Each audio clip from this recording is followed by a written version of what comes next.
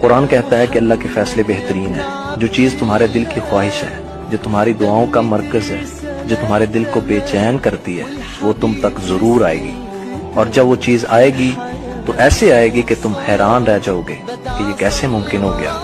یقین رکھیں اللہ کے خزانے لامحدود ہیں، اس کی رحمت بے حساب ہے اور اس کی قدرت سب پر غالب ہے۔ آج کی تاخیر کل کی حکمت ہے، اور کل کی حکمت تمہارے لیے خوشی کا باعث بنے گی۔ انشاءاللہ تمہاری پسندیدہ چیز تمہیں ضرور ملے گی، مقررہ وقت پر، اور تمہارے لبوں پر صرف ایک ہی جملہ ہوگا، واقعی میرا رب میرے ساتھ ہے۔